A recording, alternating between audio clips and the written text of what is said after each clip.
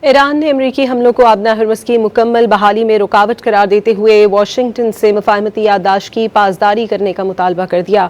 Baghdad میں عراقی ہم منصب کے ہمراہ پریس کانفرنس کرتے ہوئے ایرانی وزیر خارجہ نے کہا آبنہ ہرمز میں مداخلت سے جہاز رانی کی بحالی پیچیدہ ہوگی۔ عبوری معاہدے کے تحت اسرائیل کو لبنان پر حملے روکنا ہوں گے اور مکمل انخلا کرنا ہوگا۔ عراقی وزیر خارجہ نے کہا کہ بغداد خطے میں جنگ کی شدت میں اضافے کی حمایت نہیں کرتا اور ایران پر حملوں کے خلاف ہے۔ ایران نے امریکی حملوں کو آبنہ ہرمز کی مکمل بحالی میں رکاوٹ قرار دیتے ہوئے واشنگٹن سے مفاہمتی یادداشت کی پاسداری کرنے کا مطالبہ کر دیا۔ بغداد میں عراقی ہم منصب کے ہمراہ پریس کانفرنس کرتے ہوئے ایرانی وزیر خارجہ نے کہا آبنہ ہرمز میں مداخلت سے جہاز رانی کی بحالی پیچیدہ ہوگی۔ عبوری معاہدے کے تحت اسرائیل کو لبنان پر حملے روکنا ہوں گے اور مکمل انخلا کرنا ہوگا۔ عراقی وزیر خارجہ نے کہا کہ بغداد خطے میں جنگ کی شدت میں اضافے کی حمایت نہیں کرتا اور ایران پر حملوں کے خلاف ہے۔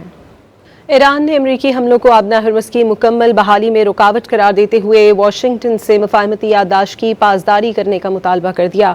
بغداد میں عراقی ہم منصب کے ہمراہ پریس کانفرنس کرتے ہوئے ایرانی وزیر خارجہ نے کہا آبنہ ہرمز میں مداخلت سے جہاز رانی کی بحالی پیچیدہ ہوگی۔